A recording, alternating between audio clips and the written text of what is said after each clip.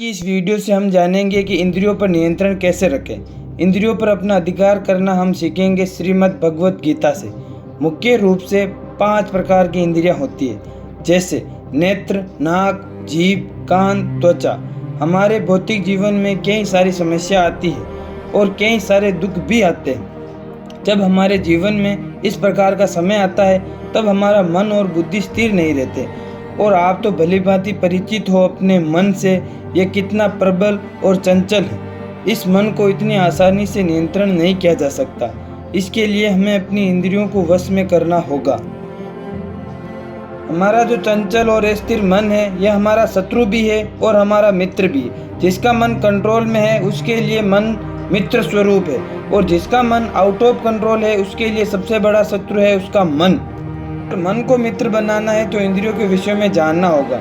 श्रीमद् भगवत गीता में श्री कृष्ण अभ्यास 2 में गीता का सार में श्री कृष्ण अर्जुन को कहते हैं, नंबर 1, हे अर्जुन, विजय तथा पराजय की समस्त आसक्ति का त्याग कर समभाव से अपना कर्म करो, ऐसी क्षमता योग कहलाती है।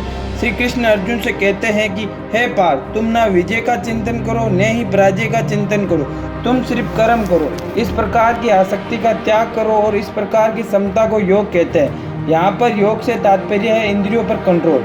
जब हम सफल और असफल के बारे में सोचना छोड़ देते हैं और जो हमारे लिए आवश्यक कार्य है उसे करते हैं तो हमारी सभी इंद्रियां नियंत्रण होने लगती है। नंबर 2, है अर्जुन, इंद्रियां इतनी प्रबल तथा वेगवान है कि वे उसे विवेकी पुरुष के मन को भी बलपूर्वक हर लेती है, जो उन्हें वश में करने का प्रयत्न करता है। श्री कृष्ण अर्जुन से कहते हैं कि हमारा मन बुराइयों की ओर जल्दी आकर्षण होता है, और कभी कभी तो मन बड़े से बड़ा बुद्धिमान भी अपनी चंचल माया में हर लेता है।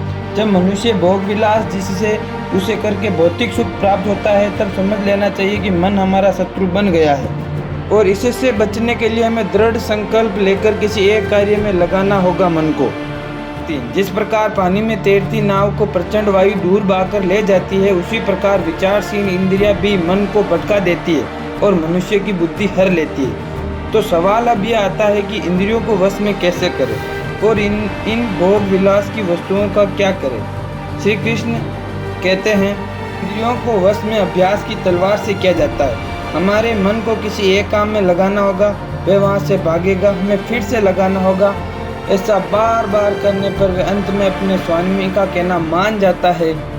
दूसरा, वैराग्य। हमारा मन जिन भावनाओं और भोग विलास में भटकता है, उन भावनाओं का त्याग करो। इस प्रकार हम इंद्रियों पर नियंत्रण कर सकते हैं। जब हमारे मन और बुद्धि पर नियंत्रण हो जाता है, तब हमारे कदम कामयाबी की ओर बढ़ने लगते हैं।